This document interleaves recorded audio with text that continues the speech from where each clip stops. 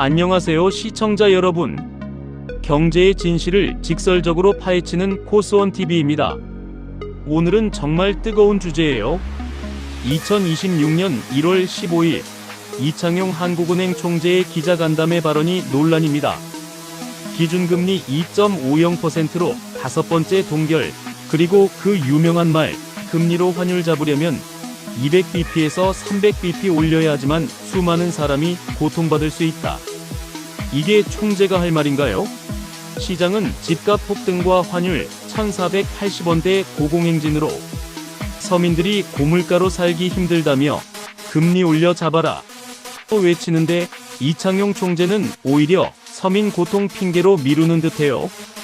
코스원TV는 단순 보도가 아니에요. 코스원TV는 냉철하게 현 경제 상황을 분석해서 다가올 경제 위기를 경고하고 정책 변화를 촉구하는 것입니다. 만약 고위 당국자들이 제 할 일 안 하면 베네수엘라나 아르헨티나처럼 돈 풀기, 인플레 폭발, 환율 급등으로 나라 전체, 아니 전 국민이 수렁에 빠져 허우적거릴 수 있어요. 오늘은 한국은행 자료, 각종 기사, 유튜브 영상들을 조사하고 치밀하게 분석해 보았어요. 끝까지 보시면 왜 금리 인상이 급한지 깨달으실 거예요. 구독과 좋아요 부탁드려요.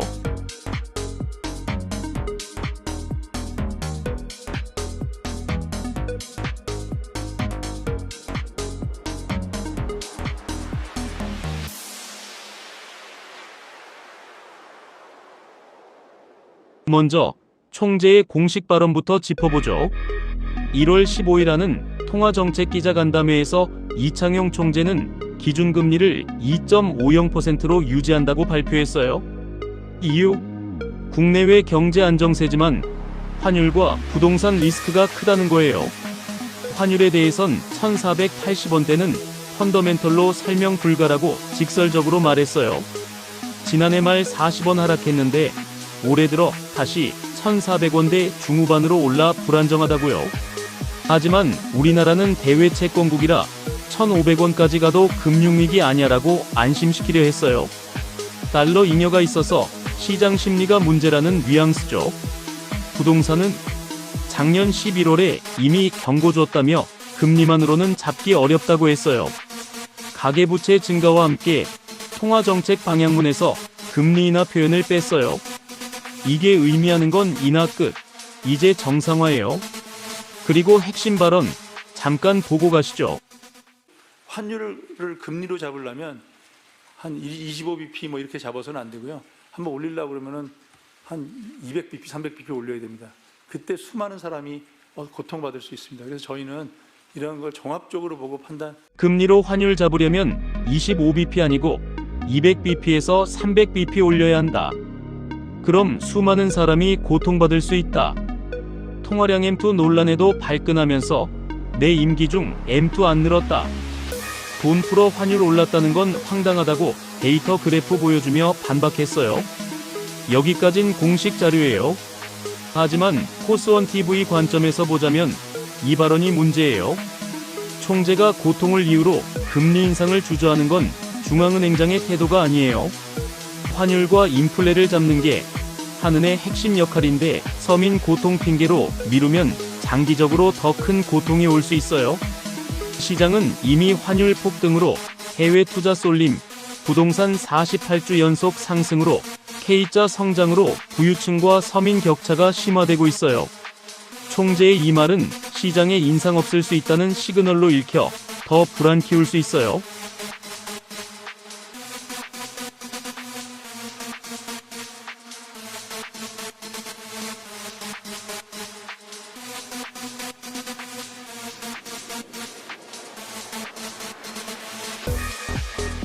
자, 이제 깊이 파헤쳐보죠. 코스원TV가 추가로 찾은 자료로 총재 발언을 비판할게요. 먼저 유튜브에서 이창용 총재 비판 콘텐츠가 쏟아져요. 예를 들어 이현주 의원은 환율 1473원 돌파, 총재의 노답 발언이 시장화 키웠다고 직격했어요. 또 다른 유튜브는 역대 최악 예감에 화난 총재, 대책 없이 뇌피셜 변명만이라고 비꼬아요. 왜? 총재가 돈 풀어 환율 올랐다. 사실 아니야라고 발끈하며 반박했지만 실제로 M2가 2025년 8.5% 증가해 4,430조 원 됐다는 지적 무시 못해요. 총재는 내 임기 중 늘지 않았다고 하지만 시장은 한은의 유동성 관리를 탓해요. 더 나아가 총재의 200bp, 300bp 인상 필요 발언은 금리 인상을 회피하려는 핑계로 보여요. KBS 뉴스도 환율에 막힌 금리 내리기 올리기 난감이라고 지적했어요. 금리를 환율에 직접 타깃하지 말고 물가 영향만 본다는데 이게 현실인가요? 환율 상승이 수입 물가 올려 인플레 유발하는데 왜 주저해요? 중앙일보 인터뷰에서 총재는 재정적자 지속 불가, 복지 줄이거나 세금 올려야라고 재정 건전성 경고했어요. 맞아요. 하지만 나는 스스로 금리 인상으로 인플레 잡지 않으면 재정만 탓할 수 없어요. 총재님, 서민 고통 걱정은 좋지만 지금 안 올리면 더 큰 고통 와요. 청년 실업 6.1%, 자영업자 파산 속출인데 환율 부동산 안 잡으면 서민이 먼저 무너져요. 유튜브 채널로서 우리는 이걸 비판하고 구독자 여러분과 함께 한은의 정책 변화 촉구할게요. 댓글로 의견 나누세요.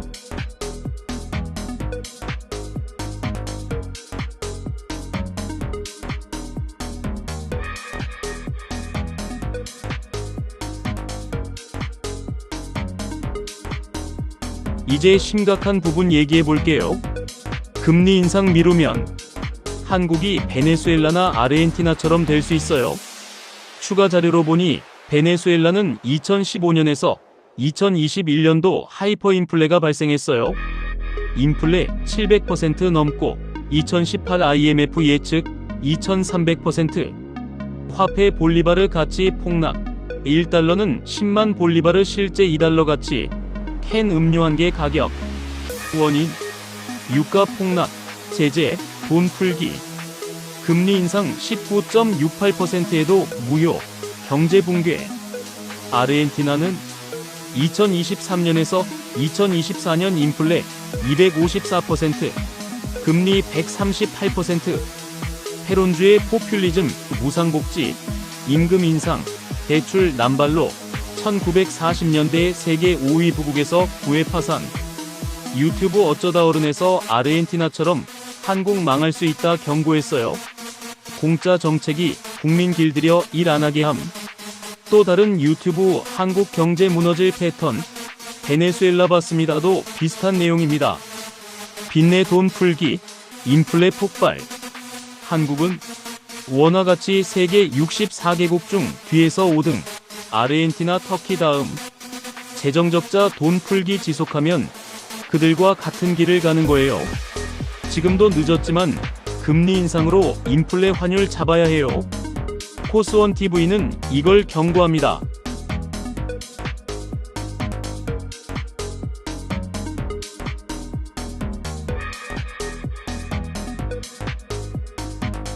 요약하자면 이창용 총재의 발언은 보통 핑계로 정책 미루는 듯. 하지만 베네수엘라 아르헨티나 사례처럼 될 수 있어요. 마지막으로 구독자 여러분과 함께 한은의 금리 인상 촉구해봅니다. 전망하건대 환율 1,500원 돌파 시 인상 불가피합니다. 시청자분들께 드리는 투자 팁입니다. 국내 자산은 달러 자산으로 분산하고 부동산은 관망하세요. 댓글로 생각 공유해주세요. 구독 알림 설정 잊지 마세요. 다음 영상에서 더 유익한 인사이트로 찾아올게요. 코스원 TV 시청해주셔서 감사합니다.